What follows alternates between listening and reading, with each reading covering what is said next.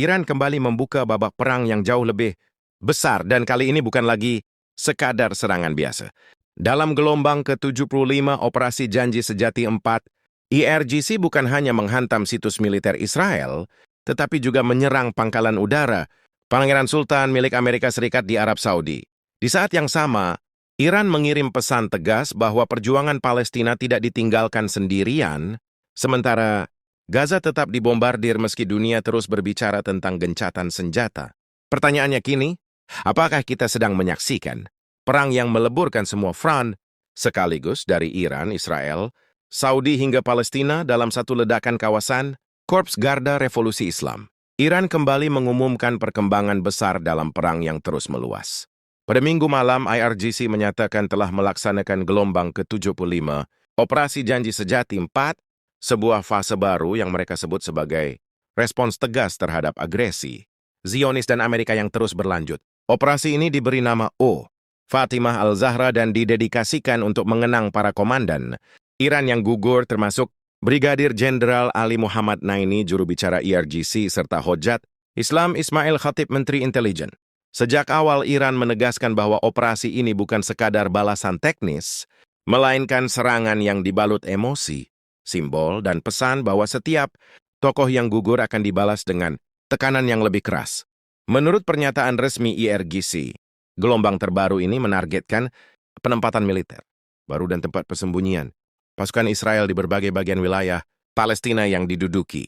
Iran menekankan bahwa sasaran tersebut dihantam berdasarkan pengintaian akurat oleh unit intelijen operasional mereka. Di sini Iran tidak hanya ingin terlihat kuat secara militer, tetapi juga unggul secara informasi. Mereka membangun citra bahwa lawan bukan hanya bisa dihantam, tetapi juga dilacak, dipantau, dan diburu dengan presisi. Dalam perang modern, rasa takut sering lahir bukan hanya dari ledakan yang sudah jatuh, tetapi dari keyakinan bahwa setiap pergerakan selalu terbaca.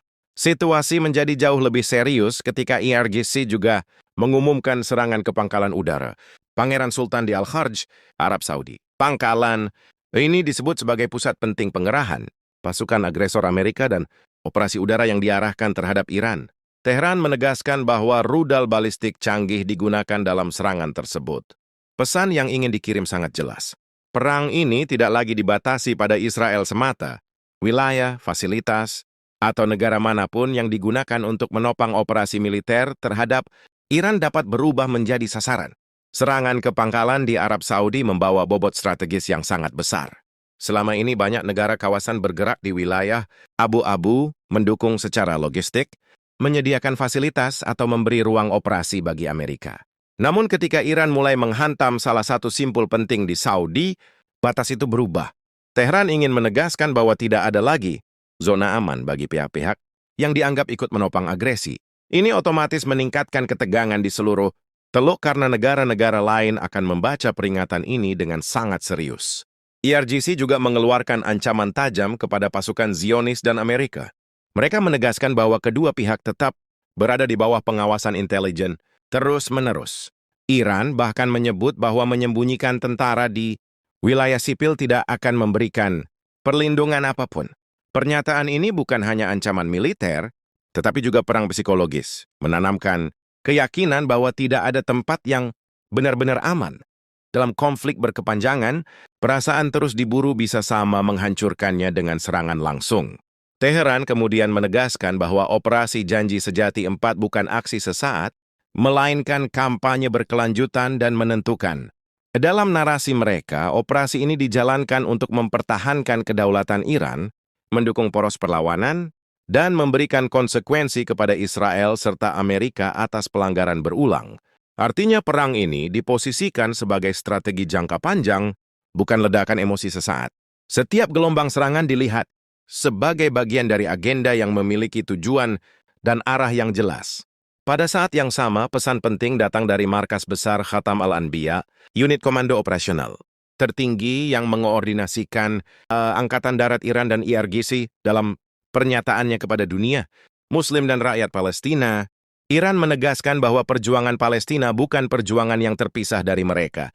Lewat juru bicara Letnan Kolonel Ibrahim Zulfakari, disebutkan bahwa umat Islam dan bangsa Palestina selalu hidup dalam hati nurani rakyat Iran. Sejak awal revolusi Islam, Palestina disebut sebagai persoalan martabat, hak, keadilan, dan urusan seluruh umat Islam, bukan sekadar satu bangsa. Pesan ini penting karena Iran tidak ingin terlihat hanya membalas demi dirinya sendiri. Mereka ingin menunjukkan bahwa tindakan mereka juga lahir dari kewajiban moral untuk melindungi umat Islam yang tertindas, terutama rakyat Palestina. Dengan menegaskan bahwa Palestina tidak sendirian dan Iran akan tetap berdiri di samping mereka sampai Palestina kembali kepada pemiliknya, Tehran sedang menguatkan identitasnya sebagai bagian dari poros perlawanan. Ini adalah upaya menyatukan berbagai front konflik ke dalam satu narasi besar. Namun di lapangan, realitas di Gaza menunjukkan betapa brutalnya perang ini. Serangan udara Israel terus menewaskan warga Palestina bahkan ketika istilah gencatan senjata masih digunakan. Dalam serangan terbaru, 4 orang dilaporkan tewas di jalur Gaza, termasuk anggota kepolisian lokal di kamp pengungsi Nusairat, Gaza Tengah. Serangan lain di Sheikh Radwan, Gaza Utara, juga menewaskan seorang tokoh senior dari kelompok bersenjata yang terkait dengan Fatah. Tidak ada komentar langsung dari militer Israel, tetapi fakta di lapangan menunjukkan bahwa istilah gencatan senjata nyaris tidak lagi memiliki arti nyata bagi warga sipil. Gaza. Menurut Kementerian Kesehatan Gaza, ratusan warga Palestina telah tewas sejak gencatan senjata diberlakukan pada Oktober. Secara keseluruhan, perang sejak Oktober 2023 telah menewaskan puluhan ribu warga Palestina, termasuk perempuan dan anak-anak. Peneliti independen meyakini jumlah sebenarnya jauh lebih tinggi. Sebagian besar penduduk Gaza masih hidup mengungsi, bertahan di tempat-tempat darurat dengan akses yang semakin terbatas terhadap makanan, air, dan layanan kesehatan. Kondisi di tepi barat juga terus memburuk, kekerasan meningkat, pengusiran paksa berlanjut, dan puluhan ribu warga Palestina telah dipaksa meninggalkan tempat tinggal mereka. Era ini menunjukkan bahwa tekanan terhadap rakyat Palestina tidak hanya terjadi di Gaza, tetapi juga meluas ke berbagai wilayah lain. Lembaga-lembaga internasional semakin keras menyuarakan kekhawatiran. Mereka memperingatkan bahwa kebutuhan kemanusiaan di Gaza meningkat tajam sementara akses bantuan semakin terhambat. Penyeberangan utama dinilai tidak cukup untuk memenuhi kebutuhan, dan kondisi ini menjadi hambatan serius bagi masuknya bantuan. Laporan terbaru juga menyoroti dugaan penyiksaan terhadap tahanan Palestina dalam skala besar, termasuk kekerasan fisik, kelaparan, dan penderitaan sistematis. Jika seluruh perkembangan ini dirangkai, pola besarnya menjadi jelas. Gelombang ke-75 menunjukkan bahwa Iran memperluas tekanan bukan hanya terhadap Israel, tetapi juga terhadap aset strategis Amerika di Arab Saudi. Pada saat yang sama, Tehran menegaskan bahwa perjuangan mereka menyatu dengan perjuangan Palestina. Di lapangan, Gaza terus dibombardir, tepi barat diguncang pengusiran, dan lembaga internasional memperingatkan memburuknya situasi kemanusiaan. Artinya konflik ini tidak lagi berdiri dalam kotak terpisah. Front Iran, Israel, Amerika, Saudi, Gaza, dan Palestina kini semakin terhubung dalam satu rangkaian perang yang lebih besar. Gelombang ke-75 bukan sekadar angka baru dalam daftar. Serangan ini adalah penanda bahwa perang telah bergerak lebih jauh, lebih rapat, dan lebih emosional. Iran mencoba menyatukan dimensi militer, ideologis, dan regional ke dalam satu narasi besar. Bukan hanya menghantam lawan, tetapi juga membangun keyakinan bahwa mereka berdiri di sisi Palestina dan perlawanan terhadap penindasan. Sementara itu, keadaan di Gaza menunjukkan bahwa dunia belum berhasil menghentikan pembantaian, bahkan ketika istilah gencatan senjata terus digunakan. Pada akhirnya, situasi ini mengarah pada satu pertanyaan besar. Jika Iran terus menyerang Israel dan pangkalan Amerika di kawasan, jika Saudi ikut terseret karena fasilitas militernya digunakan, dan jika Gaza tetap berdarah di tengah semua itu, apakah ini masih perang terbatas? Atau justru yang sedang terbentuk adalah perang kawasan penuh, di mana batas antara front militer, solidaritas ideologis, dan tragedi kemanusiaan mulai melebur menjadi satu.